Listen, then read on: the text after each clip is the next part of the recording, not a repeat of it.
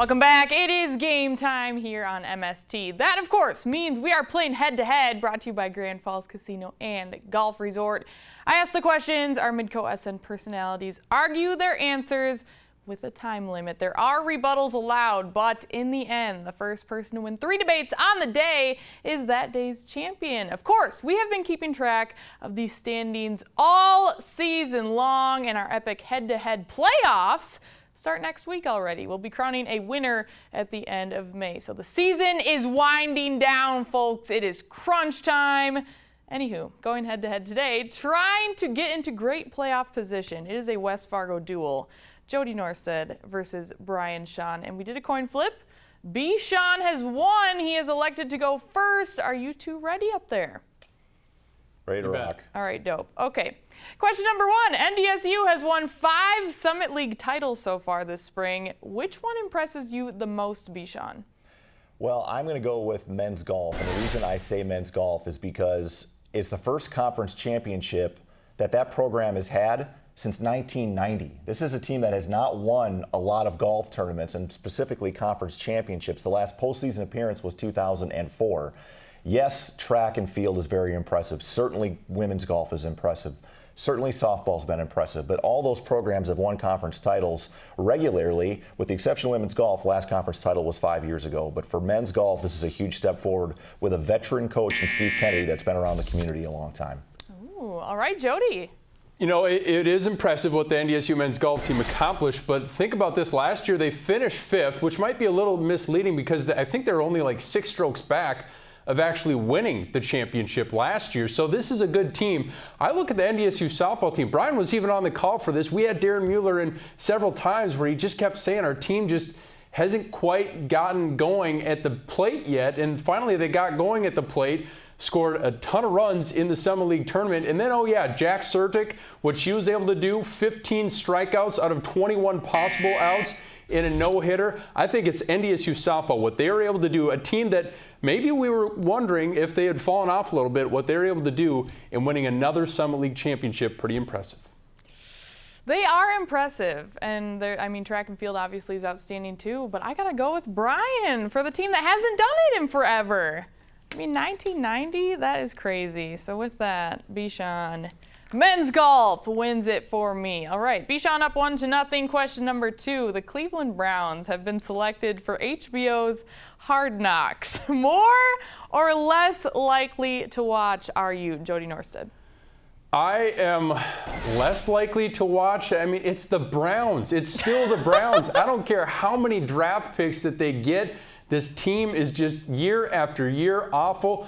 The only reason I'd be kind of compelled to watch is figure out why the heck they are so bad. But I think it just does nothing for me. There are so many other things to watch on TV besides hearing about an NFL team that has really been one of the worst NFL teams, franchises in the last, I don't know, decade, 2 decades now since they came back. But no, I'm not a watcher. Not even for Baker? No. Okay, Brian, what do you got? I am very much compelled. This to me is not about the team, the franchise, the record. Why do we watch reality TV? No matter what reality TV is, we watch for the stories behind the people we watch. Whether it is a singing show, whether it is Survivor, whether it's some of the other reality TV shows, there are a lot of personalities and a lot of interest in the Cleveland Browns because they took a very controversial guy in Baker Mayfield, #1 overall. It's going to be fascinating to watch to see how he earns the respect of his teammates that has a history and culture of losing. There is a lot of compelling storylines with this program and this franchise that I will be more tempted and watch to see because winning programs are fun to follow, but the programs that are more interesting are the ones that have really struggled. How do these players handle this adversity? Compelling and interesting. 2 words that I've never heard associated with the Cleveland Browns. Ooh, good thing Elena's not here. She'd get mad at you guys. Just kidding. I gotta go with Brian on that one. I am compelled and interested to see the Baker Mayfield story. This drama and everything around the draft. I'll be watching. So anyways. See that? I'll watch Midco Sports Network over that. Well, tune in to Midco Sports tonight, weeknights at 6 p.m. As long as it's not on at that time, I'll be watching. Okay, anywho, question number 3. We're talking basketball. The Houston Rockets dominated the Golden State Warriors last night, 127-105 to even the series at 1-1. Was Houston's performance last night a sign of things to come or just a flash in the pan, Bishan?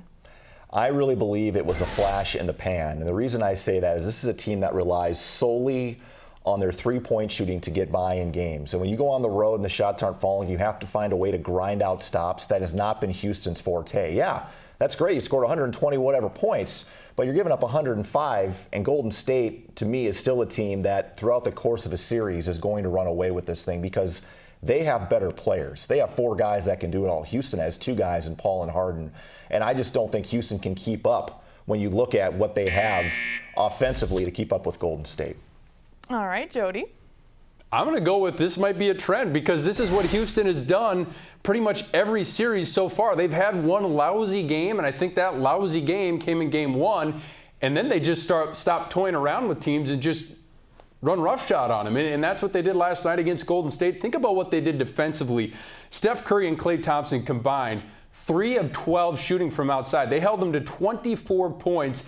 Granted, Kevin Durant still got his, but I think this Houston team just has that switch that they can just turn on whenever. They did it against the Timberwolves. They did it against the Utah Jazz, and they're going to do it again against this Warriors team. It's going to be tougher. It might go 6 or 7 games, but I think this Houston Rockets team, we got to see a better version of them and the correct version of them last night versus that game one where it just seemed like they didn't really care. Ooh. It's the start of a trend. I got to go with Jody on that one. Here we go. I'm compelled and interested to see what happens. All right, question number 4. Bishan leads 2-1. More basketball and Grayson Allen. The Timberwolves will reportedly interview Duke shooting guard Grayson Allen as part of their NBA draft interviews. Would you want Allen on the Wolves next season, Jody? Well, I know Brian would be compelled and interested about Grayson Allen possibly joining the Timberwolves, but I want no part of it. Could you imagine just all the personalities, Tom Thibodeau coaching him? Could you imagine Jimmy Butler and the rest of those guys? They already have enough problems with personalities the way it is. It seems like a locker room that's divided, and if you put Grayson Allen in that locker room, boy, it's going to get really interesting really fast, and not in a good way. It's going to be that bad reality TV show that we talk about. So I don't want any part of it. I mean, Grayson Allen, a decent player, but he's not going to be a superstar player, not worth the risk in the first round.